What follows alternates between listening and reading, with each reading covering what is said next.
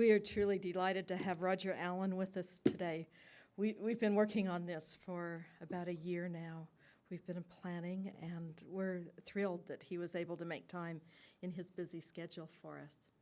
Roger Allen is the Sascha Jane Patterson Harvie Professor of Social Thought and Comparative Ethics in the School of Arts and Sciences at the University of Pennsylvania. He is also the Professor of Arabic and Comparative Literature in the Department of Near Eastern Languages and Civilizations, and will be for one more year. This is important in that this is the first professorship in Arabic language in the United States. Professor Allen is a revered name in literature and in Arabic studies. I understand that he is responsible for some of the most feared examinations that Arabic study students will take, the OPI exams, and he has been active in every part of the discipline. Some of the greatest scholars in the field are his former students. He is most famous for his work in translation and mastery of Arabic literature. His Arabic is a joy to listen to, and he is also an extremely talented pianist and organist. This year, Professor Allen was elected to the pinnacle of the responsibility and honor in the field of Middle Eastern studies. He was elected president of the Middle East Studies Association of America. I served with him on the board of directors last year, and his sensibility and humor made serving a delight. So we're thrilled to have you with us.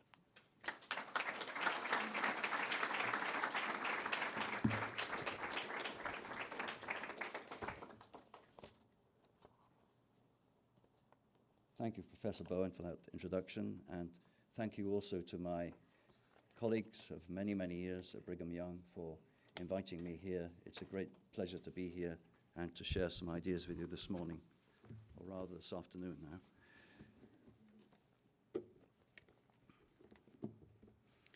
On October the 13th, 1994, Naguib Mahfouz, who won the Nobel Prize for Literature in 1988, was stabbed as he left his apartment in Cairo. But for the presence of a military hospital within yards of the front of his house, he would certainly have died.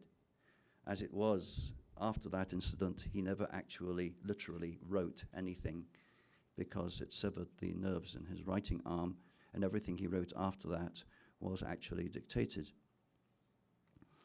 The reason why the young man involved committed this crime was a fatwa, an Islamic decree given by an alleged religious authority in 1988, which tied Naguib Mahfouz, unfortunately, to another controversy regarding books and novels, namely the famous novel of Salman Rushdie, Satanic Verses. As you all probably know, Imam Khomeini, the then supreme ruler of Iran, issued a fatwa against Salman Rushdie. This popular preacher in Egypt named Omar Abdurrahman issued a similar fatwa saying that if Naguib Mahfouz had been properly punished for the novel he wrote in 1959, which is my topic this morning, then Salman Rushdie would never have dared write Satanic Verses. Just to take that story a little bit further before I actually concentrate on the novel and the novelist itself, Omar Abdurrahman was imprisoned by the Egyptians, but then exiled to the Sudan, where for reasons which nobody I know of has been able to explain, he obtained a visa to come to the United States. Upon his arrival in the United States, he was married to an American Muslim woman and planned the first bombing of the World Trade Center in 1991. He is now in prison in New York State. But what I want to do this morning is to pursue the Naguib Mahfouz angle, and particularly the history of this novel. Let me just say at the beginning, the Arabic title is Awlad Haretina, or probably more accurately, Awlad Haretna, which is literally translated as children of our quarter. and there are two English translations of it. The one which I prefer, for reasons I'll explain, is called Children of Gebelawi, and the other one is called Children of the Alley. What I want to do this morning is to examine, or rather re-examine, the role of this novel in his own development as a novelist and writer. But before I do that, I need to say a few words about the text, because it's not without problems. This work was first published in a series of articles in the Cairo newspaper Al-Ahram. This is the place where the vast majority of Naguib Mahfouz's works were first published, between September and December 1959. The series was almost immediately challenged by the authorities at the Azhar, and it's no doubt a symbol of radically altered times that, as we look back from our perspective in 2010, the ensuing discussions have an entirely different dynamic from that of recent controversies over book publication in Egypt. As protests over the alleged implications of this work became louder, the entire issue entered the public arena. The renowned editor of this newspaper, Al-Ahram, namely Muhammad Hassanein Haikal, generally regarded as the President Abdel Nasser's primary spokesman and confidant, whose weekly editorials in the newspaper were widely viewed as a direct expression of government thinking, refused to stop publication of the series, and rumor has it that the decision actually had the blessing of the president himself. So the series proceeded to its conclusion. I need to point out at this juncture that in spite of everything that's happened about this work ever since, the original version of the work has always been available in the archives of the newspaper Al-Ahram, and I myself have a copy of those original articles. However, there was a discussion involving several authorities after the publication finished in December 59, and Mahfouz agreed that the book would never be published in book form in Egypt, and he was to adhere to that agreement throughout his career. However, we are still not at the end of our problems. The basis lies in what may be termed the complete lack of any manuscript collection of Naguib Mahfouz's works.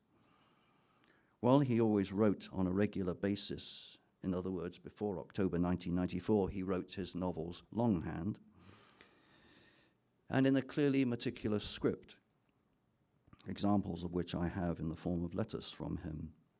However, once he'd submitted his novels for publication, he had no more concern with them, and they seem all to have been discarded. However, for reasons not satisfactorily explained, the manuscript of this work, Awlad Haritna, seems to have been an exception. One must assume that the manuscript of the text, the original, was placed into the hands of the authorities of Al-Ahram in 1959, and that for a period of 3 months it was typeset to be published in the newspaper. In that process, of course, as normally happens, and one might say as happens particularly with Al-Ahram, as Professor Belknap knows, I'm sure, quite well, mistakes were made in the process of printing the text. Words were omitted, none of these being unusual for transcriptions of manuscripts in longhand, in transferring them into printed form. Philip Stewart, who is the pioneer translator of Mahfouz, with his 1962 translation of this book, has undertaken a close study of these texts and compared them with the 1967 book edition. The 1967 book edition was unauthorized, and Naguib Mahfouz received no compensation for it. From his valuable research, that's Philip Stewart's, that the book version seems also to be based on a copy of the manuscript, because some of the words missing from the newspaper article version are found in the book, whereas some of the things found in the book are now omitted for reasons which aren't entirely clear, but seem to be connected with their controversial nature. We can do no better than cite Philip Stewart's conclusion. Unless and until the original manuscript resurfaces, the author's exact intentions have to be deduced from a comparison of the newspaper articles and the book. As a corollary to that statement, I might add that until such time as an Arabic edition of this book is prepared according to proper principles, or by some chance the original manuscript is recovered, Stewart's English translation is the most complete realization of the author's original intentions and texts, albeit seen through the distorting lens of translation. In suggesting that Awlad Haretna marks, from a literary point of view, an important stage in the transformation of this great writer's style, I want to focus on two primary features: the nature of the narrative contract that the narrative establishes, and the self-referential nature of the text itself. In his renowned study of the chronotope, the great Russian critic Mikhail Bakhtin identifies traditional novels, novels in which one moves from a temporal point A to a temporal point B through a series of events and descriptions, as being adventure time, a move from a starting point to an end point through a process involving a series of events governed by chance. A further and different narrative logic is identified by him as what he calls folkloric time. Quote, "This time is collective. That is, it's differentiated and measured only by the events of collective life. Everything that exists in this time exists only for the collective.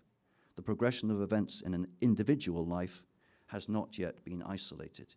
And he goes on to mark that the mark of cyclicity and of cyclical repetition is thus imprinted on all events occurring in this kind of time. As I hope to illustrate now, Awlad Haretna is continually looking back on itself, and indeed citing its own text. That, couples with changes in narrative strategy, make of Awlad Haretna, Children of Gabalawi, a substantial shift in his development as a writer of modern Arabic novels.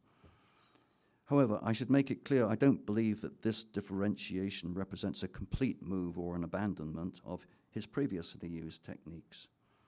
It's fairly clear, I trust, that Mahfouz's subsequent works continue to invoke many aspects of narrative found in his earlier works, of which the most famous is obviously the Cairo trilogy. What I do intend to say is that Children of Gabalawi represents an important stage in his development as a writer of more experimental kinds of fiction. To readers who were becoming rapidly inured to the realities of life in Egypt after its revolution of 1952, the appearance of this novel, Awlad Haretna, in Cairo's most important newspaper source was in some ways a surprise for those who had so admired the Cairo trilogy, published just 3 years earlier, with its lovingly detailed descriptions and evocations of Cairo's old quarters. But in other ways, it encountered a reception that was fully equipped to penetrate beneath the surface layer of the narrative and interpret the text, its characters, and their behavior as being symbols of broader phenomenon. Thus, the naming of the chapters following the introduction was almost automatically and instantaneously subjected to a process of decoding. By dropping the H from the first character, Adham, we arrive at the name Adam, aided by the proximity of his brother Idris to the Arabic word Iblis, meaning Satan or the devil.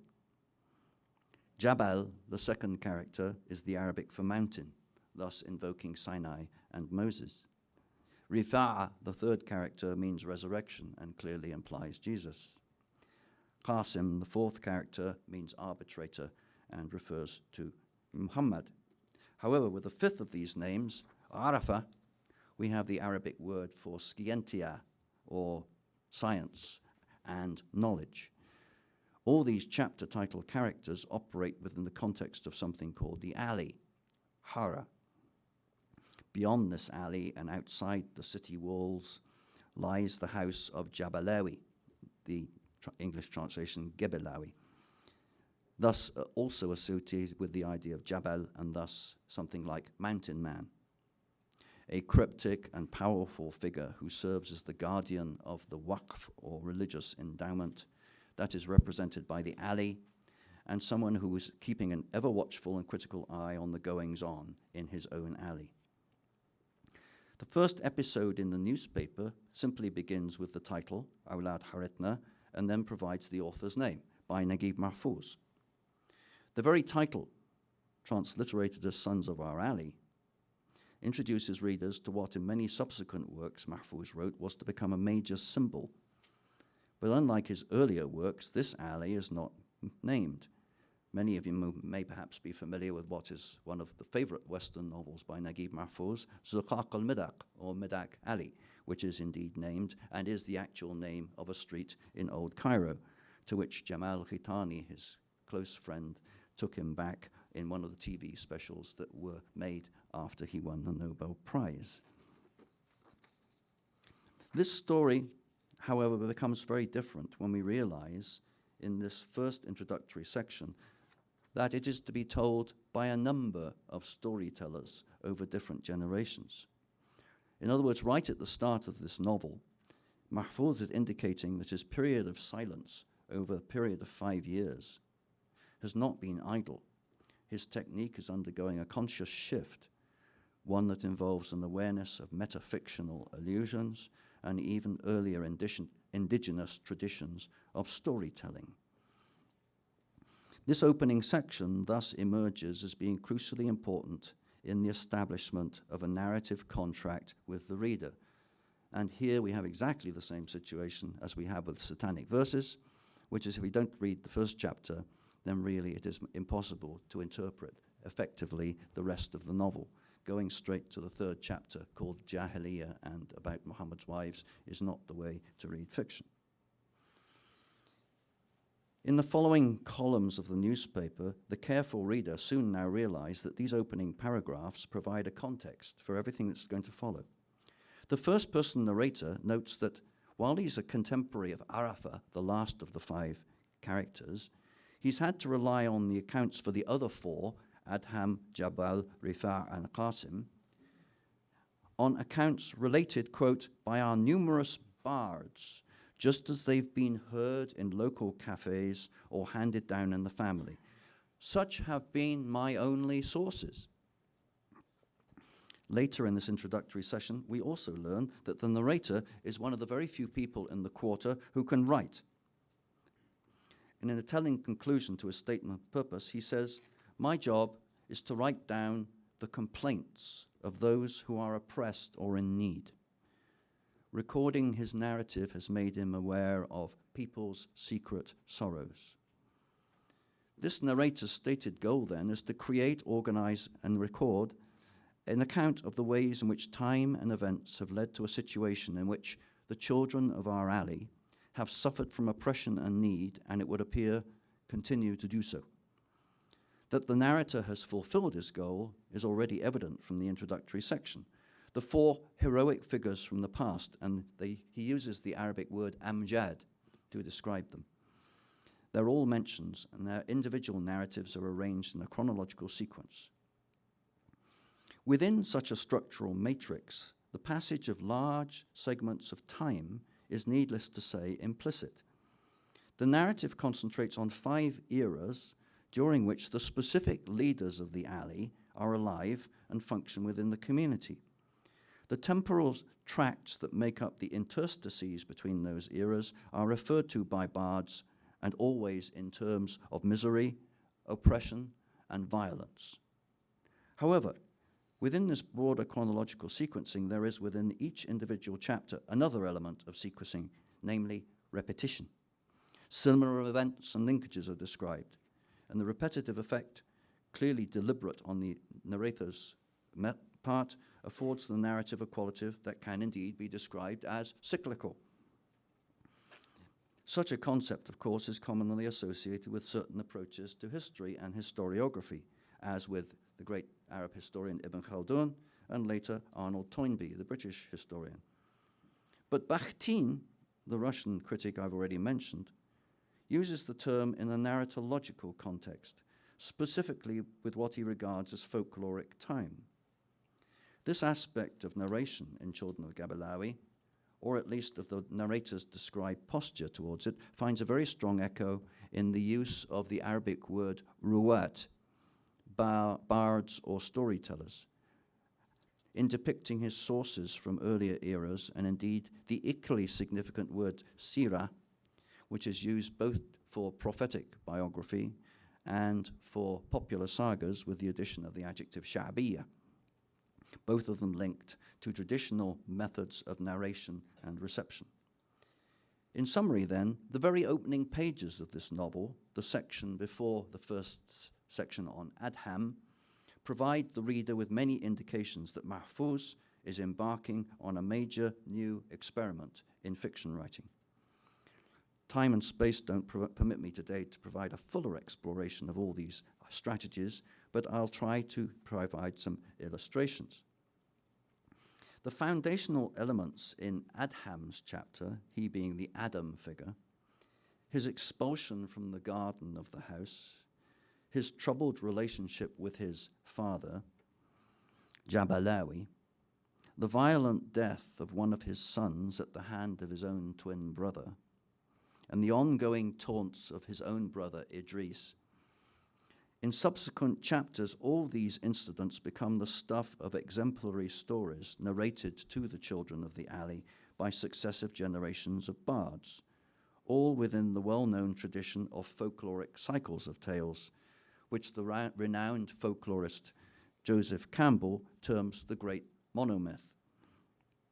While the lessons implied by the bardic recitation of these tales of forebears may be there to be learned, it's already clear from the opening of Jabal's chapter, that's the second one, Moses, that either they've not been assimilated by the children of the quarter, or that their implications have been ignored in the face of conflicting values. This is seen most obviously in the existence of a third and new house, in addition to those of Gabalawi and the governor or wali, namely that of the currently dominant chief named a Fatuwa, a figure who is a far cry from the kind of values represented by Jabalawi in the previous chapter. For those of you who are studying Arabic, Fatuwa began as a fairly positive kind of chivalrous kind of figure, but gradually it changed its meaning and is now basically something akin to the word thug. In the role of this different category of Fatuwa is firstly to bash all his rivals out of the way in order to get hold of the post, and then to serve as enforcer for the governor and to extort protection money from the people in the alley. How, the narrator wonders out loud, can things in the alley have come to such a lousy pass as this? The answer, of course, is that, in maximal symbolic ways, the figure of Jabalawi, the mountain man, the great overpowering figure, has retired inside the great house, leaving the administration of the endowment to the succession of governors that ensues and to the population of the quarter. You can begin to see the symbolic resonances occurring here very clearly. The 3 chapters that follow are devoted to the different ways in which 3 community leaders, Jabal, Moses, Rifa'a, Jesus, and Qasim, Muhammad, succeed in bringing the children of the alley some relief from this seemingly endless oppression to which they're subjected by their rulers, and imbuing also some sense of moral purpose. Arafa's final chapter follows these 3 and finds the alley already divided into 3 separate sectors: the Jabal followers, the Rifa'a followers, and the Qasim followers, each of whom has their own local thug or fatuwa. But the bards who keep reminding the community of the events of the distant and idealized past are continually adjusting and adding to their stories in order to show the various ways in which each leader has managed to revive and represent an approximation of the idealized society that Jabalawi had originally aspired to create and foster. The picture of Eden, of course, from the biblical account. All 3 of these chapters, these central chapters, show a similar structure, but with individual variations.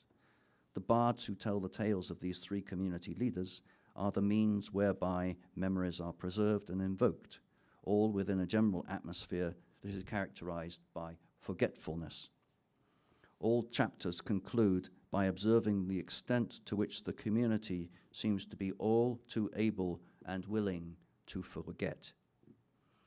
The tales told within the chapters themselves and the bard's reference to earlier periods are cumulative, a reflection, needless to say, of the allegorical purpose of this work as a whole.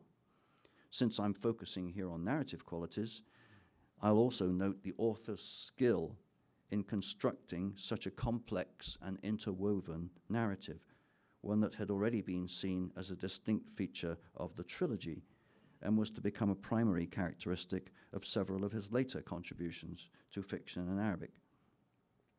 One notable feature of the way in which these interpolations of references to the past, and specifically the idealized era of Adham or Adam, are part of the structuring of each of the Rifa'a and Qasim chapters, is the way in which these references back increase in number.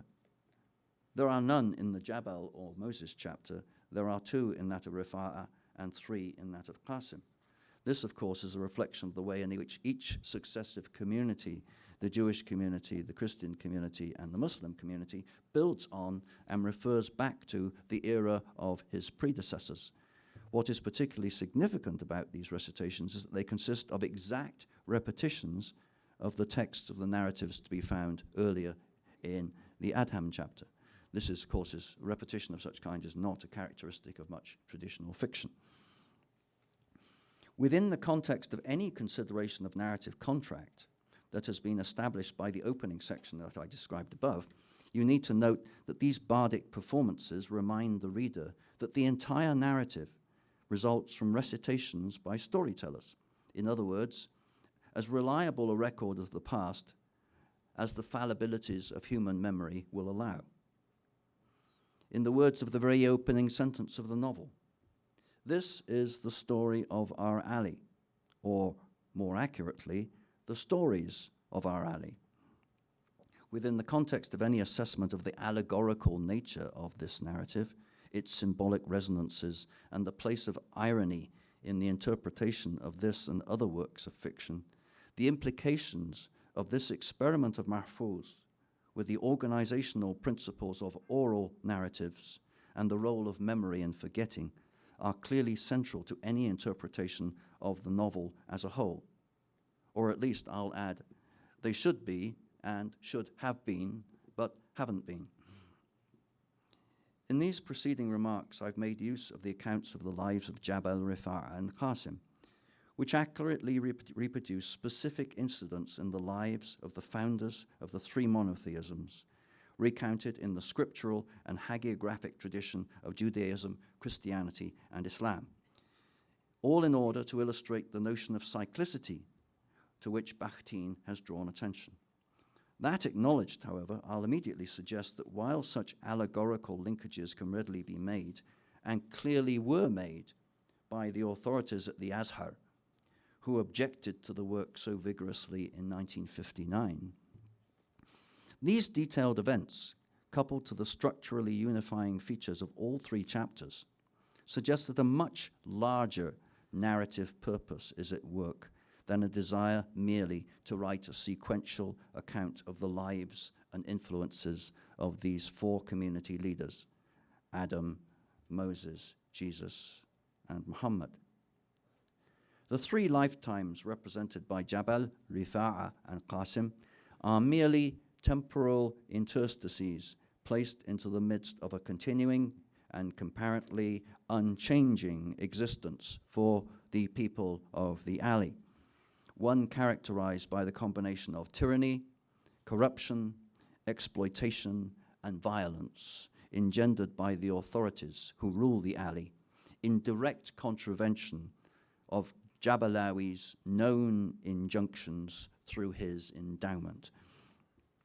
The themes of just rule, political violence, and the relative role of the sacred and the secular thus emerge as powerful overriding issues within this narrative, issues, one might observe, that were hardly irrelevant to Egypt and the Arab world in 1959, still within the first decade of a post-colonial independence era for Egypt and many other Arab world countries, as they explored different models of political organization and identity formation. At the end of the fourth Qasim chapter, the narrator points out that the establishment of the Qasimite community within the alley, the Islamic community, is supposed to put an end to this never-ending situation for the children of the alley and to the endemic forgetfulness that has characterized previous eras and their identification with particular community leaders.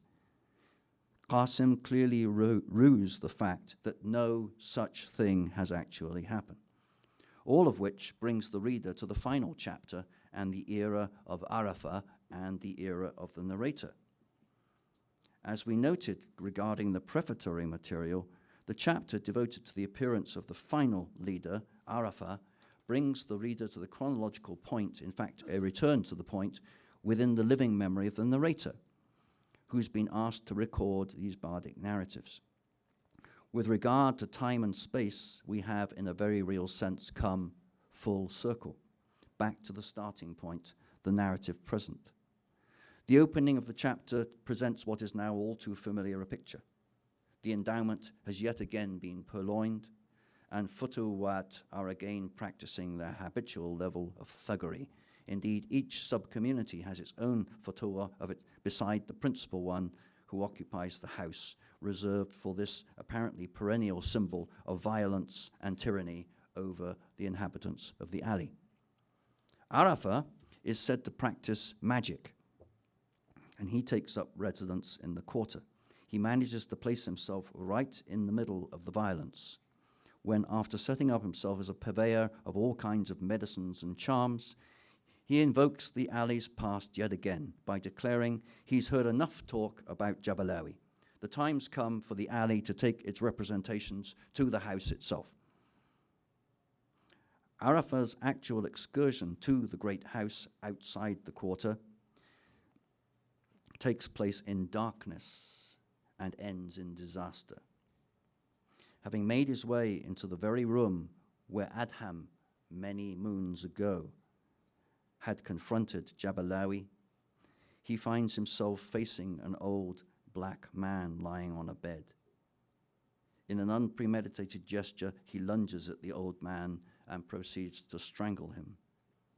Next day, the alley is informed that Jabalawi himself has died, devastated by the news of the murder of the person who turns out to have been his servant.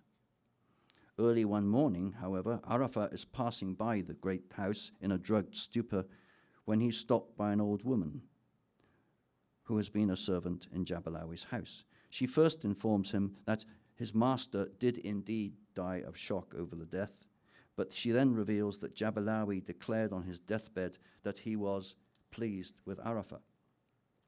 When Arafah proceeds to point out that people have accused him of killing Jabalawi, the old woman responds in a very telling way that Jabalawi could not be killed by anybody. Arafah is later captured and buried alive. As the chapter and the novel conclude, the people of the alley find themselves, yet again, subject to what appears to be their normal state, the tyrannical hold of authorities of the day over every aspect of their lives. But even so, they still entertain the hope that one day, quote, we shall see in our alley the death of tyranny and the dawn of miracles. That ever cyclical chronotope of the novel with which it begins and ends, the residences of authority in alley, remains a constant, apparently to be repeated in an endless series of temporary cycles that return to their point of origin. While I'm discussing the context of this final chapter, and before I try to draw some conclusions, it seems important to suggest that any attempt to interpret the symbolic implications of this last chapter about Arafah needs a far more nuanced approach than has frequently been adopted by critics, namely that Arafah's murder of Jabalawi implies some sort of Nietzschean death of God. The statement, as noted above, that Jabalawi is not someone who can be killed, surely demands a reading that runs counter to such an unsubtle interpretation of the events of this final chapter. One might add at this point that subtlety does not seem to have been a characteristic of readings of this work so far. While the introductory and originally untitled section, which I described earlier, lays the framework for the narrative contract involved in this series of tales that is to follow, the two outlying chapters, those of Adham and Arafah, seem to portray and reflect an ongoing condition, a kind of temporal continuity. In these chapters, the chronotope, Bakhtin's term, the ways in which time and place are linked together and utilized, allows for the creation of a spatial aspect involving houses of authority on the one hand and the alley on the other, in an apparently ongoing quasi-permanent state of confrontation, with all the explicit and implicit violence involved. By contrast, the three inner chapters, Jabal, Moses, Rifa'a, Jesus, and Qasim, Muhammad, constitute attempts to break away from this pattern and the apparently ongoing confrontation and violence that is otherwise portrayed as being the normal situation.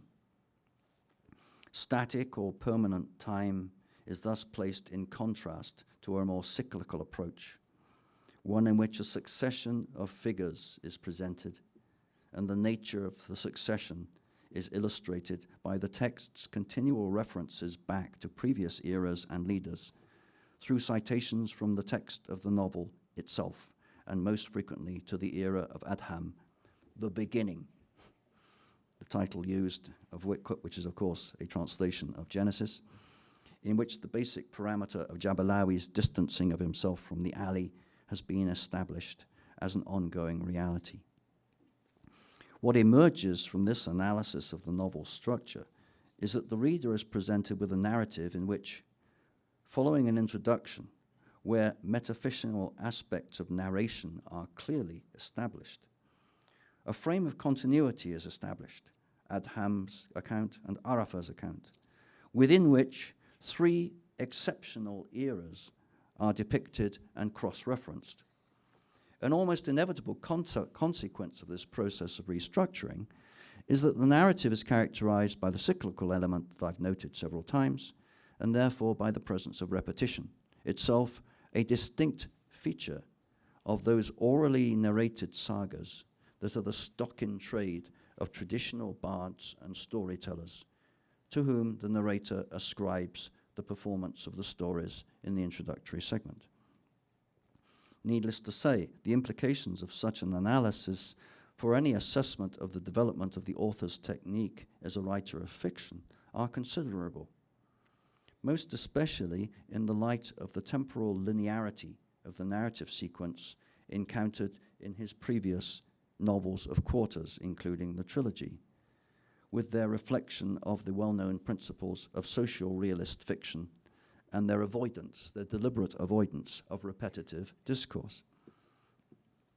So, in conclusion, is it, one wonders, the fate of certain books, and especially works of fiction, that arouse controversy, and particularly controversy about religious belief, at the time of their publication, to be placed in some special category, one that places them outside the normal contexts of literary evaluation, and indeed outside a consideration of the line of development in their author's own artistry, in some sort of limbo where one is to place notorious books. With regard to the evaluation of Mahfouz's Children of Gawlawi, both as an individual work for discrete analysis and within the context of his total oeuvre, which, following his death in 2006, we are now able to consider, the above situation would seem to be the case with Children of Gawlawi. In this talk, I have tried to demonstrate that a process of rereading this text is demanded within both frames of reference. Thank you.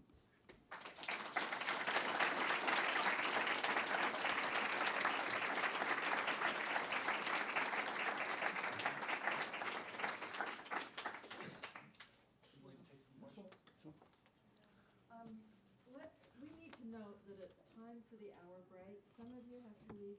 Some of you are in a class that's staying. So the Humanities 242 class will proceed. But if any of you have to leave for anything else, that's all I have. And we have a few minutes for questions. Please just wait for us to bring the mic and then tell us your name and what you're studying.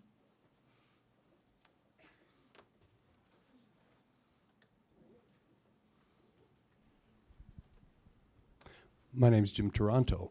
Dr. Allen, can you tell us a little bit more about what specifically the Islamic authorities objected to, how widespread that sentiment was at the time, and today in Egypt, in the wider Islamic world, how is Naguib Mahfouz regarded? Right, okay. I have a section here which I didn't read about the fact that the situation in 1959 was radically different from the situation now. Basically, at that time, as I've tried to demonstrate, it was fairly obvious to an Egyptian reading public who are expert at reading between the lines, no matter whether there is any intention to be symbolic or not. And that's another subject I could talk about. But that here was a work which was allegorizing the prophets mentioned in the Quranic text, which is certainly a controversial thing to do.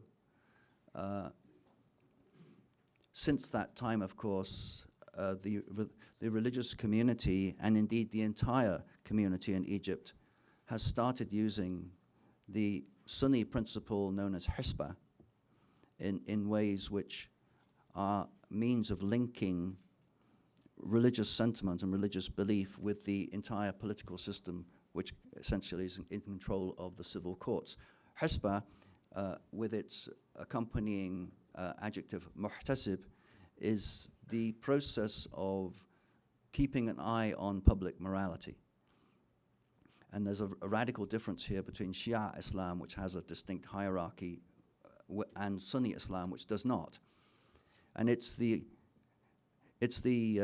potential requirement of any Sunni believer to make sure that nothing untoward or nothing contrary to religious belief is allowed to happen, which is the principle behind this notion of hisbah, which has been adopted by many Egyptian lawyers in particular, who are specializing now in using this as a weapon against those authors who would try to discuss issues involving the role of the sacred and the secular in society.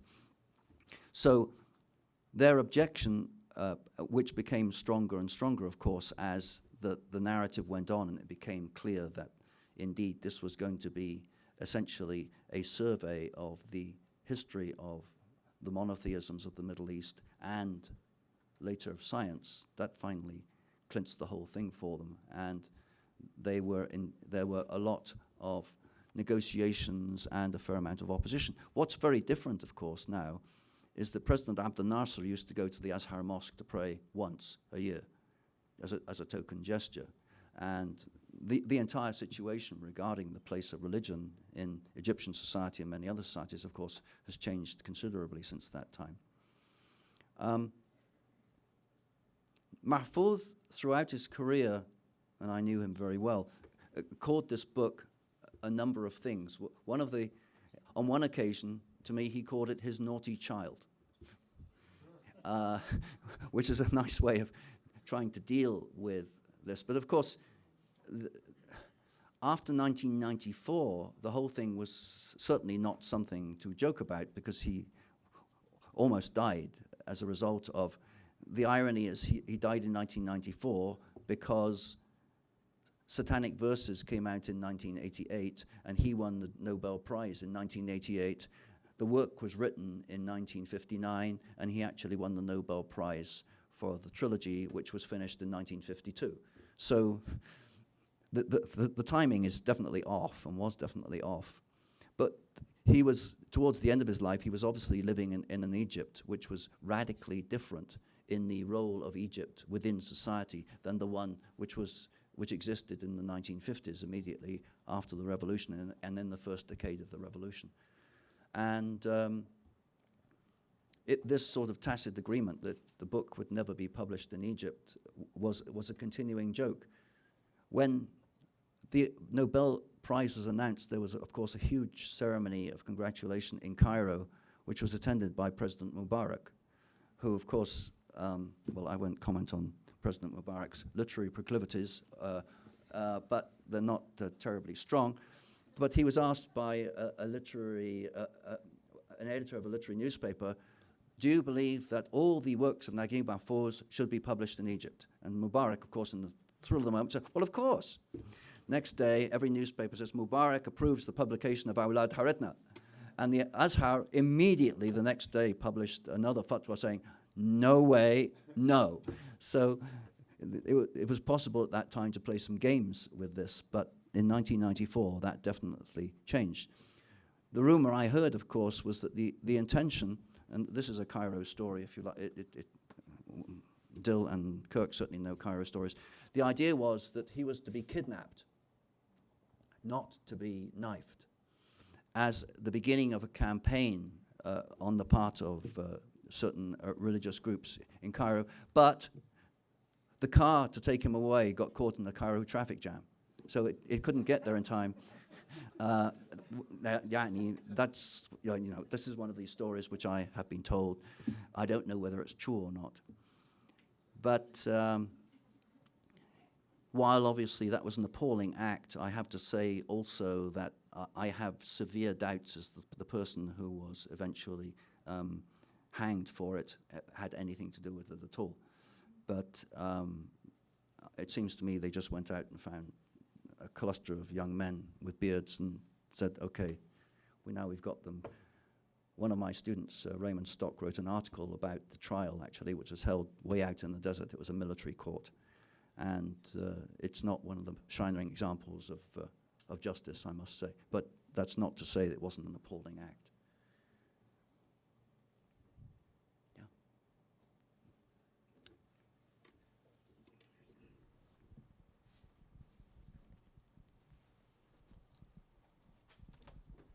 My name is Keith Jackson. I was just wondering how widely it's read. This book is read in the Arabic world. This one? Right, the one that hasn't been published. There are a number of books, which this is one, which are circulated widely in the Middle East, frequently in single copies which are duplicated and put over email now and things like that. This is one. Abdurrahman Munif's Cities of Salt is another. Basically, Abdurrahman Munif and Hanan al-Sheikh, the female author, are banned in a large number of Middle East countries, which of course puts the prices of their books up, but there is a black market in this. But the translation Children of the Alley, which is the Doubleday translation by Peter Theroux, is based on this book and is therefore automatically not complete. It's The Children of Gabalawi, published by Persediata Press, which is the press in Colorado, which is the complete one, or the most complete one. But everybody who wants to read this can read it one way or another, yeah.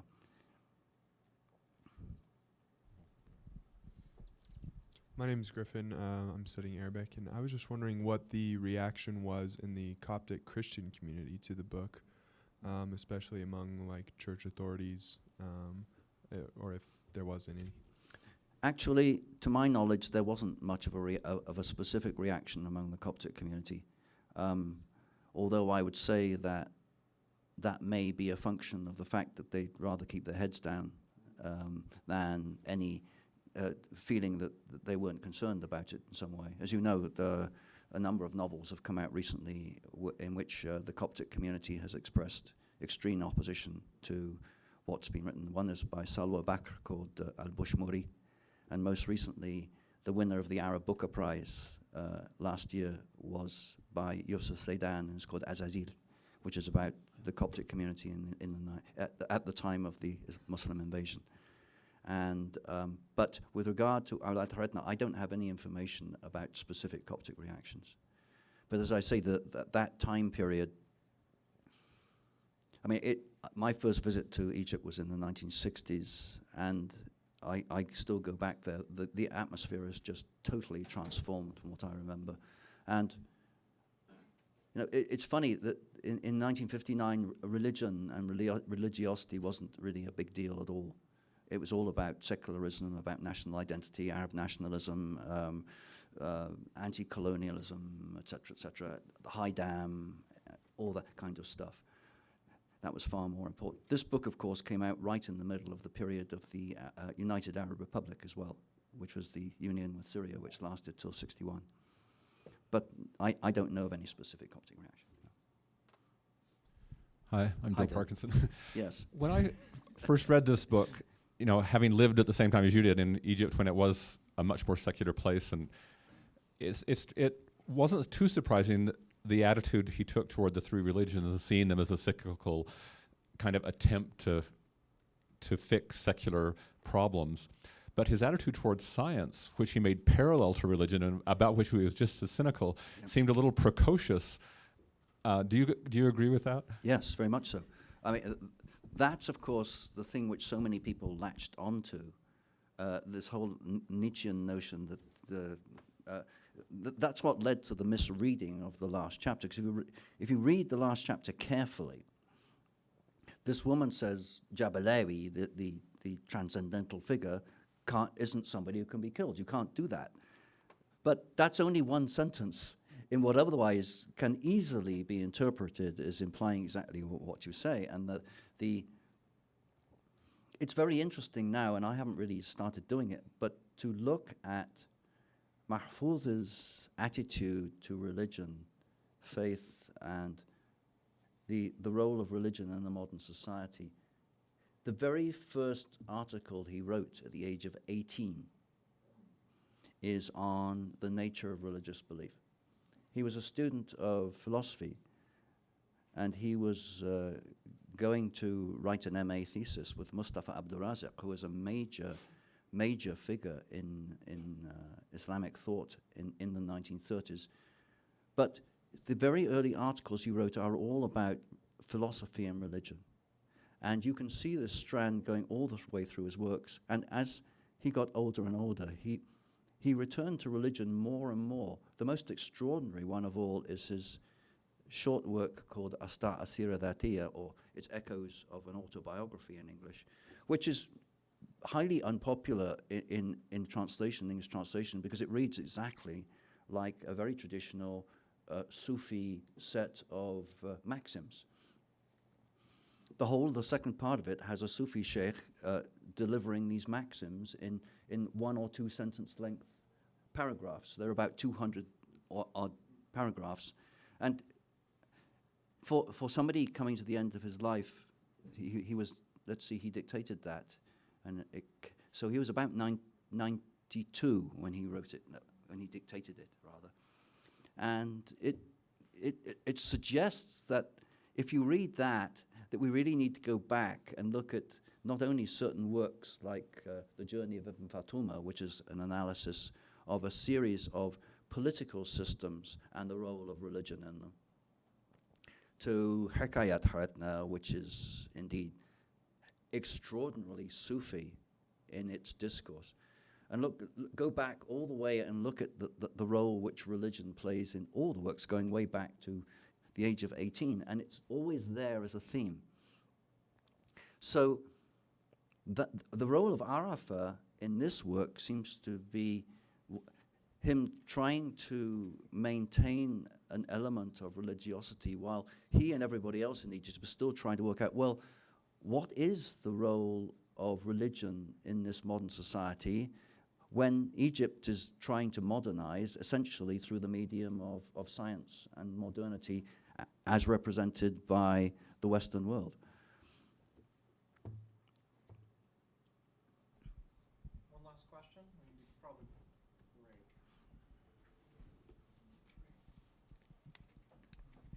break. Hi, my name is Ryan. I was wondering if you thought that his use of allegory was influenced at all by the works of different comparative mythologists.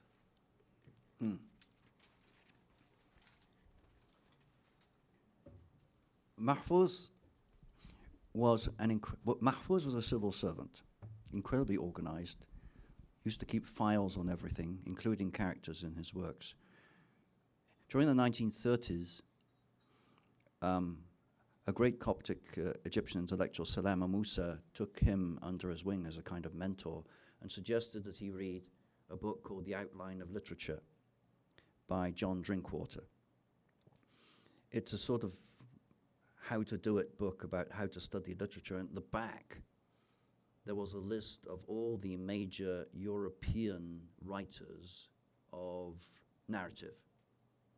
I'll use narrative rather than fiction because some of them are not entirely fictional. So he basically read most of the repertoire of great European literary works. And I'm trying to think if there are any of the major sort of religious allegories like Pilgrim's Progress or something like that. I don't know if they're on the list. But I suspect very strongly that he had, the reason why I differentiate him from earlier Arabic novelists, whether in Egypt or elsewhere, is that he undertook a systematic study of what is a short story and what is a novel according to Western ideas before he actually started trying to write novels of that kind. So I suspect very strongly that according to whichever European traditions he read, he did read some allegorical works.